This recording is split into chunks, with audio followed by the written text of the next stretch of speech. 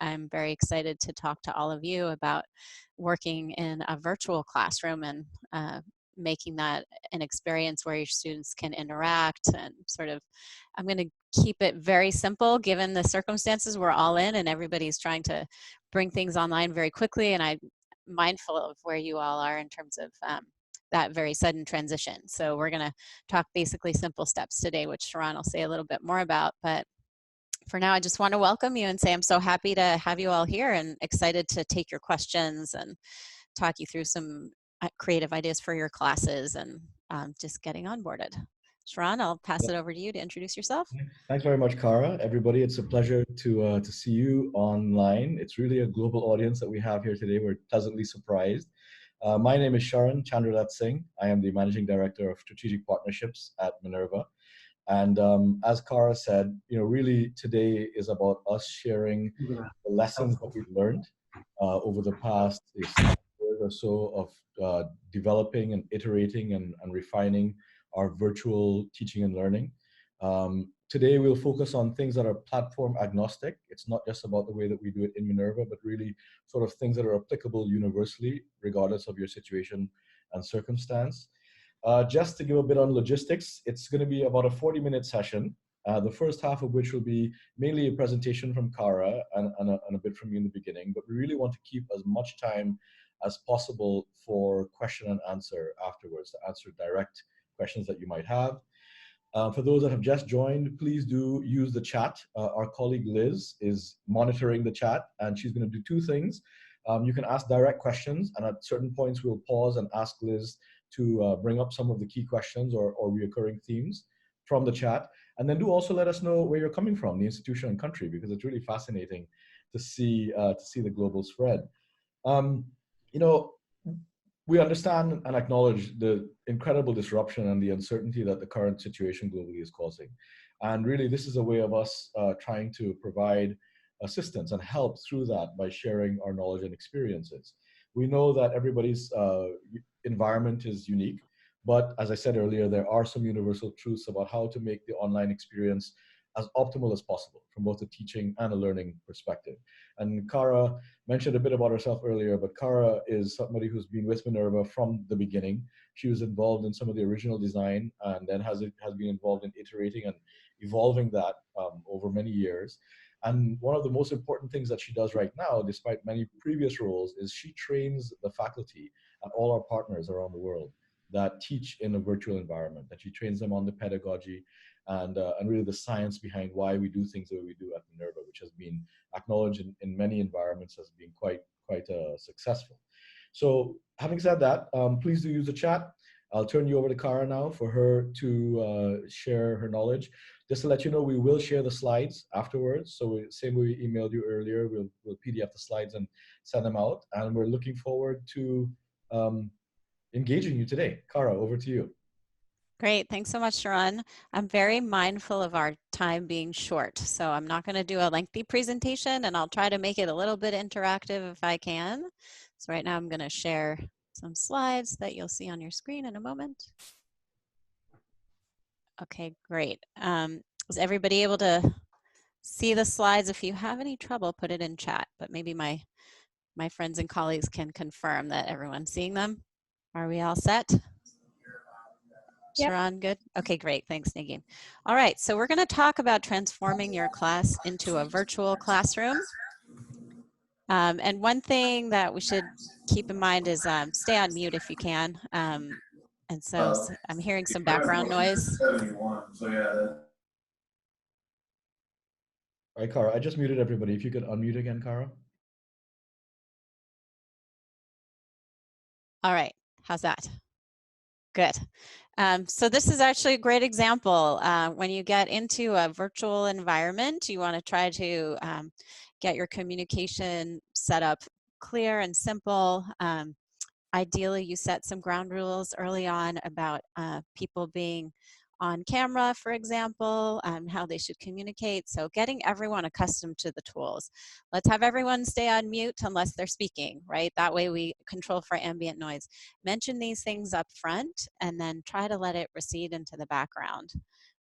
Avoid troubleshooting in real time. So if you have a gathering of students and some of them are having some trouble joining, you could easily spend your whole class session trying to resolve those issues. And so one really important thing is to try to use any resources. So if there's a, if there's some kind of help desk in the technology that you're using, or you have your institution has any support, you can direct students there.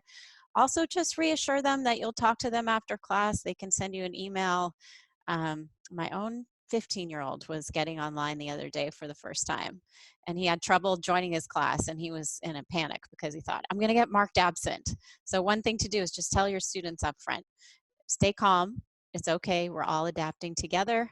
And here's what you should do if you have trouble. Send me an email. We'll follow up afterwards, right? So just let the students know that you have some resources for them to resolve their issues outside of the classroom and then move on. This is really important. Um, the reason I say let technology recede into the background is because what we're trying to accomplish is to get a sense of community and a sense that we're collaborating in a virtual space that is pretty similar to a real classroom, right? So if you're having a live synchronous experience, which is what we're focusing on today, we want to try to make that as much of a conversation as possible and not be thinking about the technology. So another thing that's important is silencing your phone, turning off alerts, having students do that. My colleague Christine Lucer has written some really interesting work on, she's a behavioral scientist, on how our attention gets interrupted and how that brings technology to the fore. So the more we can just be totally immersed in what we're doing in the classroom, the better. Okay. I'm going to move forward.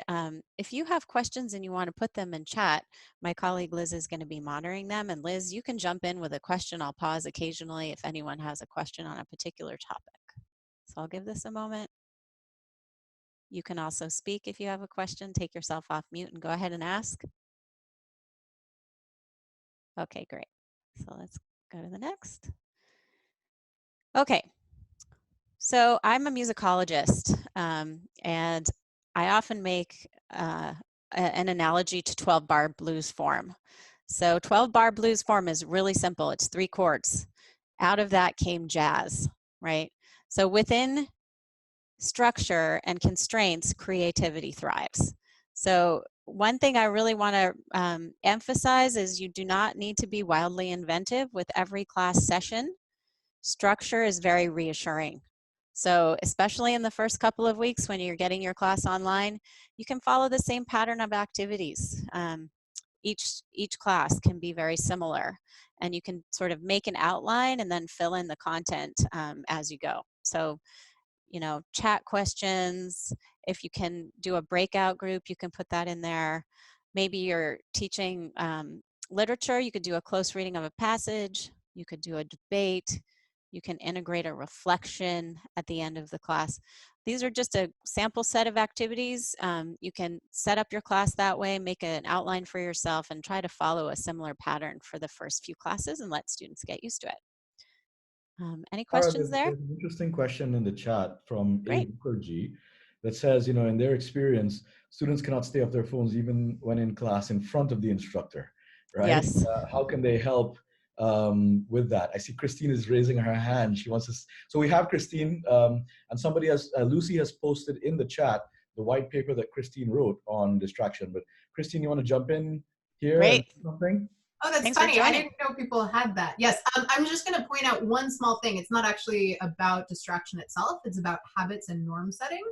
And so Right. there's a lot of really good behavioral science research that the appropriate time to introduce new habits or break old ones is when there's a shift in the environment. And I really can't think of a broader shift in the teaching environment that all of these students are about to endure than this. So I think what Kara said about setting norms up front, just being like, guys, I know this is really hard. I'm struggling with it too, but can we all be in this together and just try? And we're all gonna space out at some point, but give them some information about attention and how their brain works. If you want to refer to this document, that's awesome. There's another version of it in the works.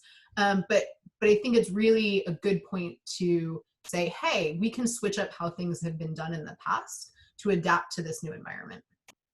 Thanks, Christine. That's great. And Lucy, Lucy Chen, is that who, Lucy that put it in the chat? Lucy, if Yeah. you want to speak up about convincing students not to be on their phones, Lucy is one of our students, and so she might be able to speak to that. Oh, hi, Professor Gardner. Hello, Hi, I'm everyone. so glad you're here, Lucy. Great to see you. Yeah. Anyway, yeah. Hi, everyone. It's hard. think partially, I think partially having like Minerva has like active pedagogies that the classes are Yes. usually engaging. That helps a lot. Like you will be code called anytime. That sets a kind of like a objective environment where you can't really just go off. But on the other hand, I think sometimes the distraction doesn't just come from your phone. Sometimes you might be like Googling or like following through some of the previous conversations. So for students, like professors can also give some guidance around if they're doing relevant things, but sometimes it's also disruptive not to follow through with the like mainstream of the flow of the course. That's another source of distraction, just to speak. Thank you, Lucy. Yeah, I think exactly what Christine is saying is really important, that you want to set your guidelines for behavior in the classroom really clearly from the beginning. And I think Lucy is saying, you know, she's benefited from that as a student. Acknowledge how difficult it is to stay focused, but also hold students accountable in class. Invite them into the conversation, have them participate. If you establish a kind of team culture in the classroom, that also helps, I think, motivate them. This is going to be important, precious time that you have together. And so just emphasizing the significance of that can help motivate them to stay focused. And so this is another thing I wanted to mention. If they're not going to stay focused for their own benefit, they might stay focused for their classmates' benefit. So when we're in a learning community, we all learn together as a team. And if everybody is at their peak of focus, then everybody learns more together. I think that's really important to emphasize. I also want to say encourage mistakes. So any contribution is fine. It doesn't have to be perfect. If a student wants to take an attempt at an answer and they don't get it right the first time, but they get corrected and everyone hears that, everyone learns from that, right? So I think sometimes students are reluctant to jump into the conversation because they want to have the perfect answer at the ready. It's really important to say that's not the goal. The goal is for us to all learn together. It's okay to make an error. I also, you know, you notice that I said, Lucy, can you please bring your perspective into this conversation right now? And then Lucy shared her view. I called on her using her name. I knew that she had some background in this. So it's what we call almost a warm call, not exactly a cold call. I know Lucy has some information that she can share with us right now that'll be really valuable for us to hear. So I'm going to call on her and ask her to share that. And that doesn't feel punitive. That feels like an invitation. So I think that's really important to keep in mind. The other thing is, oh, it looks like somebody's drawing on my slides here. So that's okay. There, thank you for erasing that. So use activities that, oh dear, well, looks like we're all doing that. I'm gonna set a norm for the class and request that we don't write on the slides. And Sharon, if you would do me a favor and clear that, or if somebody else did, that would be great. Thank you. So it's fun though. So the last point is use activities that ask students to apply concepts collaboratively. So this could be debates, small group work, group problem solving. It can be even less fancy than that. Like somebody start the thread of an argument and the next person will build on it and the following person will build on that. And then I might say, Robin, you start. Diana, you're gonna go second. Sharon, you're gonna go third. You know, etc. So people are prepared to be ready to step in. I'll pause here. Does anyone have a question? Feel free to speak it out or put it in chat and then it'll get flagged for me. Or anything in particular you'd like Cara to dig deeper on, to speak more about? I think one person in the chat asked more about Minerva's instructor guidelines along the same lines of the cold calling. I don't know if there's anything else you want to share about that, Kara. In general, instructor guidelines, I mean, I would say we have a pretty rigorous training that we do over several days, and we train on a lot of things. Important aspect of structure, if I'm going to go back to structuring your class, this is an important one. So setting clear goals and outcomes. We do this as part of our class design, but the second bullet point here, put your learning outcomes for each session on a slide. One of our main guidelines is make sure you introduce your outcomes for each and every session at the beginning of class, and then come back to them at the end of the class session in order to reinforce them. Cara, Okay, maybe you so could also speak yes. about how we do that in the pre-class assignment and the readings and stuff as well, how that ties into it. Absolutely. So I'm hearing a lot of, and I put this in my blog, lots of conversation about flipping the classroom, right? So we want to have the students prepare ahead of time, and then in class is for applying concepts, right? So that's really important to be able to focus your in-class synchronous time on applied learning and shared collaborative learning, not so much individualized learning. Individualized learning happens before class. So that's, again, something we build into our curriculum design and that we emphasize for our instructors. Another point I want to emphasize here is we teach foundational material first. That's a learning principle that comes out of learning science. So when you're thinking about, okay, I have a few weeks left of my semester, what are the things that I absolutely must cover? And there could be a number of criteria used to make that decision, like, is this a class where it's a prerequisite for several other classes, and I need to make sure that the students have gotten X, Y, and Z before they move to the next thing. Ruthlessly prioritize right now what absolutely needs to be covered in your course. And again, that's guidance that we would provide to our faculty. Stay focused on the really crucial outcomes, return to them throughout class. Make sure students are absorbing them by checking in on that, by having them give you an answer in chat. Maybe in chat they can put a summary of what they heard so far in class, so that you can take the pulse of the room and you can really see if students are following and getting what they need to get. Does that answer the question about some best practices? Those are the ones that I could share right now that I think will be most useful to you. Any other questions, Liz, that I should have flagged now? Yeah, one other question was, is it better to record lectures and then discuss, or do the lectures live and discuss? So I think watching lectures before class and then discussing synchronously is the better way to go. One caution I would say, though, is that I'm hearing from people, well, if I'm going to flip my classroom, I have to make videos. I'm concerned that people are going to spend a lot of energy making really polished videos right now. And in this kind of situation where you have limited amounts of time, I think if you can assign someone else's already completed video that covers the same material, or even a set of slides, or keep it simple. Don't feel like you have to do high production value lectures right now and spend all your time on that. I think your time will be well spent designing some structured activities to do in the classroom to apply what they saw in the lecture.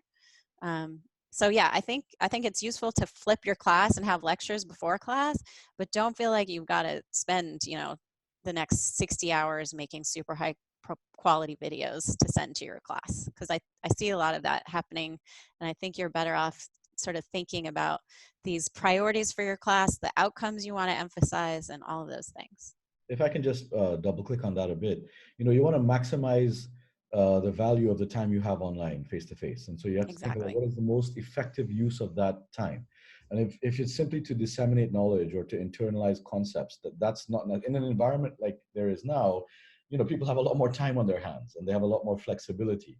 So you want to use that classroom time to provide coaching, to provide feedback, for them to actually apply concepts in real time whilst getting that feedback from their peers and from the instructor. And so maybe that's just, reinterpreting what Cara said in a different way, but it's the same thing. You really want to try and maximize that classroom space. There's also a few other questions. Liz, you want to add those in? Or Cara, would you like to continue and then we can stop and go into questions full time? Why don't Liz, if there are any on this particular topic of setting clear goals and outcomes in your classroom, maybe we can do those, and otherwise we'll start answering them in a moment. I think that was it for now in terms of classroom goals. There was one question I actually saw earlier on about the balance between pre and post class work and class. Yes. How do you break that up? So I think being mindful of how much classwork you assign pre-class is important. Maybe a couple of hours preparation per class session, particularly right now if students are traveling, they're in transit, they haven't gotten settled yet. You may not want to load them up with hours and hours of work before your first class meeting. So just be mindful of the amount of time the students have. Also be mindful of the fact that they may have 4 or 5 classes and all of them will be giving potentially some outside of class work. So that's one thing I'll mention in terms of balance. In class time, I think, is a bit dependent on availability, scheduling, all of those things. So it may be a little bit out of your hands. So again, pre and post class work, I think usually our metric in a regular environment would be a couple of hours prep per class session at minimum. Maximum, you just have to really, it depends on your course, it depends on your institution, it depends on how the course load of your students. So I really think you have to use your best judgment, but be thinking about all those different constraints and keep them in mind. Does that, I think, answer the question, Sharon, that you're mentioning? Yeah, and there's another one I saw, I think that directly relates here, which is how do you manage in-class conversation when you have, for instance, 15 people have to speak at the same time? I know we have a lot of experience in this in Minerva because all of our classes are seminar-based and the instructors speak very little in class. It's really getting the students in the classroom to engage each other. So if you can just speak a bit to that, how do you manage that in-class process? Yeah, so in terms of managing the in-class, again, I think some techniques like the ones I mentioned where you say, okay, we're going to have this focused activity. And actually, this is bullet point 3 on the slide that I have up now. Direct the students' attention. Make sure the listeners and speakers all have a focused task. So an example of this would be, okay, we're going to do a debate right now. Lucy is going to argue in favor of a quick release of a test for the COVID-19 virus that maybe didn't go through FDA approval in the United States because it's going to be a fast implementation and we want to have that. Liz is going to offer us a counter argument that we definitely want to make sure that we have a test that is fully approved by our FDA so that we know it's accurate. They're going to do this debate. Everybody else, I'm going to say people with the letters A through M starting their last names should focus on supporting Lucy's argument. The rest of the class should focus on doing a counter argument that will support Liz.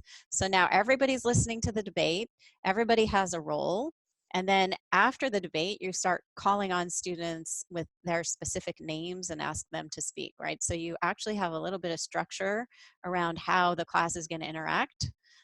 You've got students queued up to respond, they're prepared, and then when you start calling on them, you use their name first. So, okay, Liz, tell me what you just heard. And then Liz gets to speak. So you don't have people hopping in over one another. But they're also ready, they're queued up, they're prepared, they've been listening. And so they know they're going to be called on and they know they're sort of fair game to be called on, which I think is important because that sets your classroom culture and makes students a little bit more comfortable with the cold calling. Okay, the last thing I wanted to say, and then I'm going to show a quick clip from our CAO who talks about letting the classroom recede, the technology recede. This last point is at the end of a class, give students a moment to reflect on what they've learned. I found this really crucial. So in our early days, we did a lot of design that was fast-paced classes, right? We really want to keep students on their toes so they're paying attention, so they're not looking at their phones. But we found that not just at the end of class, but even periodically as the class progresses, taking the pulse of the room is really important. Okay, we just finished a debate. How's everybody feeling about that? Where did we end up? Nagin, can you give me a summary of where we ended up here? And let Nagin speak to that. And does anyone have any remaining questions before we move on to the next activity? Super important to pause and give people a moment to process, raise questions, take the pulse of the room.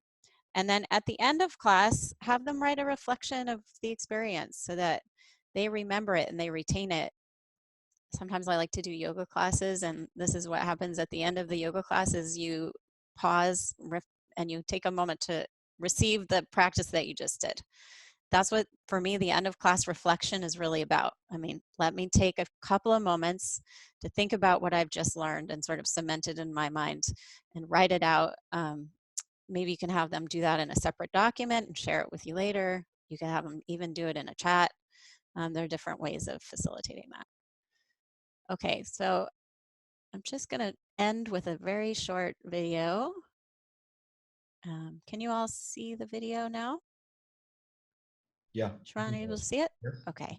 This is Vicki Chandler, who's our CAO, and there's one student who's going to be talking about how much fun it is to learn in a virtual environment.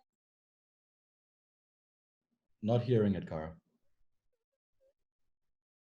Oh, we can't get the audio? I'm not The hearing it. audio won't work, Kara, if your headphones are in.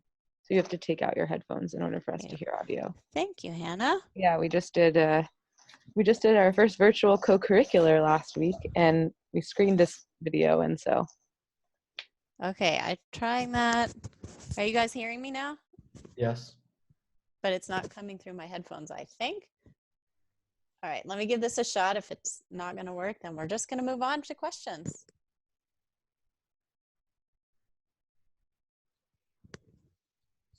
When you share the video, there's a check mark at the bottom to share the audio through your computer.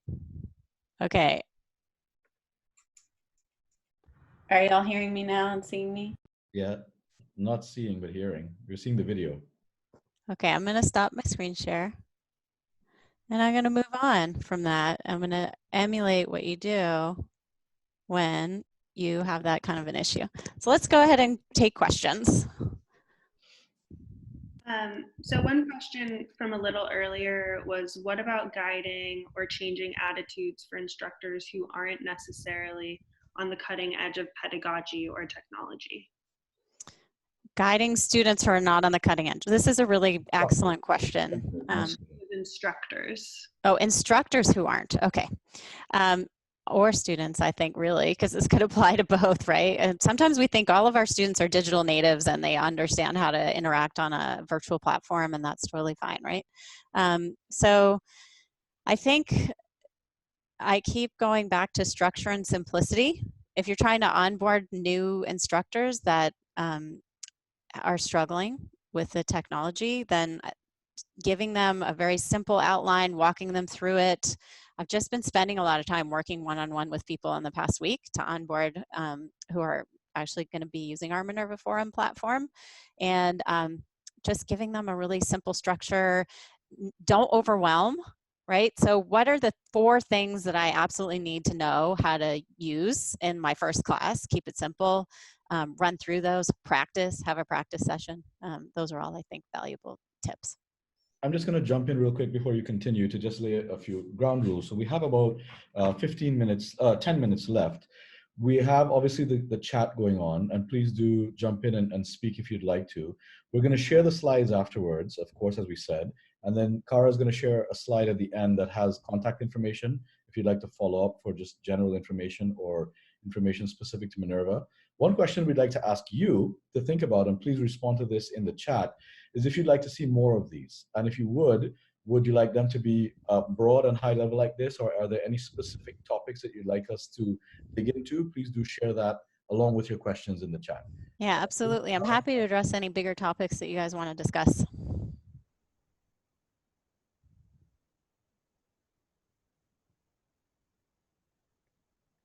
Best practices for breakout rooms. Okay, so that's a really great question from Jennifer. Thank you, Jennifer. So breakout rooms for me, and I'd love to maybe ask Christine to jump in, or if we have any other of our Minerva faculty, feel free to also comment. For me, oh, I see Lucas. Okay, there's a few people here that can speak to this. Directed activities and breakouts. So I think really, like, this is how much time you have, this is what you should accomplish, and then this is what I'm going to ask you to share back with the larger group. So I think very directed. Debriefing after the breakout groups is really valuable to allow everybody to share what they what they discussed. And in order to do that, you need to tell the group, this is the one piece of information that you're going to bring back to the larger group so that they have kind of an end goal before they finish. And I think the final thing I would say is to maybe use chat or some other way of moderating what's happening in there so they know how much time they have left, because managing time is going to be really important. Lucas or Christine, feel free to jump in if you have something to add on that. Sure, I can talk a little bit. So I teach math at the platform. So I teach courses in calculus and linear algebra. And as you probably imagine, doing math online is not trivial because you have to write symbols that are not in your keyboard. So we have to really plan and structure documents that facilitate the process for the students. So we have tried Google Docs. We're also implementing some tools that allow them to type using LaTeX, for those of you that know what that is. But in all breakouts, we have specific instructions of what the students should be doing pretty much at all times. So like Kara said, we need them to know what the final product that we're looking for is, be it the steps to solve an equation or the optimal distribution of manufacturing goods along a network, specific examples and specific instructions that allow them to focus and know what to debrief in the end. So debriefing, they know what they will be talking about. So those are some of the things we do in the. Great. So let me see, I see lots of other. There's a question in there, Kara, about improv activities, using improv activities to promote interactivity and sort of engagement within the classroom. That's really fun. Yeah. So I think if you're going to do improv activities, again, thinking about being mindful of time and structure, right? So, okay, here's going to be the activity. I'm going to lay it out in 3 steps. Maybe you have it on a slide, like what the students have to do.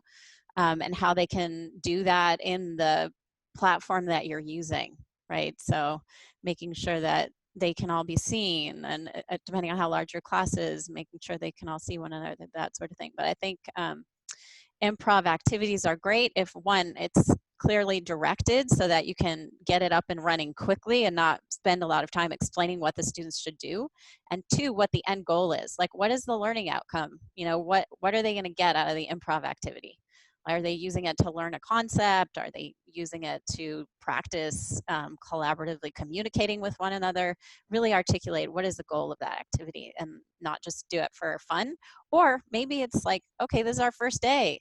Let's actually have a little fun about how we can interact on this platform. We'll do an improv activity in order to achieve that goal. So it doesn't necessarily need to be content driven, but just stating clearly why you're doing it is really important. There's a lot of questions about assessment, all kinds of things about assessing classes that would normally use traditional tests. And, you know, I think rather than answer those specifically, at a very broad level, how do you approach assessment after you've created a dynamic interactive class that's very engaging? How would you then provide formative feedback in a most effective way? Yeah, so I'm going to go back to something I said earlier, which is that you really want to know your goals. So ruthlessly prioritizing, what are the things that I want to make sure that the students have gotten by the end of this semester, particularly given the circumstances. So once you have that answer, you can start thinking about assessment. How am I going to assess the students on this? I think there's a lot of ways that you can assess students without necessarily having the traditional exam structure. Traditional exam, if you wanted it proctored, it's going to be a challenging thing to do in this environment where everybody is geographically distributed. So I think allowing them to use notes and other resources, but then creating some questions where they are essay driven, for example, where they have to synthesize and apply what they're learning. Those kinds of assessments can be easily facilitated if they, write an essay and then email it to you even as a PDF if that's what you've got. Many of you will have Canvas or Blackboard or other tools that you can use where they can upload assignments for assessment. And then for us, we do outcomes-based assessment and we use rubrics. So I highly encourage the use of rubrics in terms of setting clear metrics and how the students understand the criteria on which they're being evaluated. And again, very clear instructions in writing of exactly what the expectations are for the assignment, and what they're allowed to use, and if they're allowed to collaborate with their classmates, if they're not allowed to collaborate, because they may do that remotely and share work. So setting your guidelines and your criteria are really important. And again, outcomes based, right? Make sure your assessment is getting at those outcomes that you want to achieve by the end of the term, and that the students know how they're being evaluated. I like it. +1 to rubrics. Great, Letitia. Cara, if you can, we only have a few more minutes, so if you can share the slide that has the resources and the contact information whilst we take a few more questions. There was Absolutely. something here on, I think we did assessment, things to avoid. That's interesting. Very good question. What are some of the don'ts that we should be paying attention to? Somebody asked about a forum demo. We were very deliberate today about not making this Minerva specific. We wanted to create something that was applicable to all of your environments. But if those are interested in learning more about Forum and Minerva, please do connect with us separately via email, and we can do that at a later stage. Yeah, absolutely. So going Yes. ahead and sharing our resources. And what about the don'ts? Yes. Are you able to see the screen? Looks like not yet. I'm screen sharing here. I'm going to share this while I also have the don'ts. Okay. This will be included in the PDF that we send out. So just for your awareness right now. Yes, right. And we have a couple of videos. The one that I was going to show actually has a really important emphasis, which is if you adapt to this environment after the few times you practice, you will forget that you're on a computer, and you will just be interacting with your students in the community where they are. I think a do is to establish community, right? Try to stay connected to your students. And there's so many ways that technology allows us to do that across distances now. I think that's really important. And that students can actually find it really fun to learn online. So I think Lucas and Christine and Lucy and all the people that are here from Minerva can attest to this, that your classes can be really engaging and the students can love to learn online. As far as a don't, I would say try not to let the time get away from you. The first don't that I shared that is really important is if you have a technical glitch, which will absolutely happen, you cannot protect against that. You need to just roll with it and keep moving and not react to it, and not let it undermine your class. So don't spend 30 minutes trying to solve your tech issue. That's my #1 don't that you should take away from this. It's sort of like the show must go on, right? Just keep going. Don't let it undermine your class. That's the #1 don't that I have. And maybe a second one would be to try not to let time get away from you with digressive comments from students, or try to stay focused.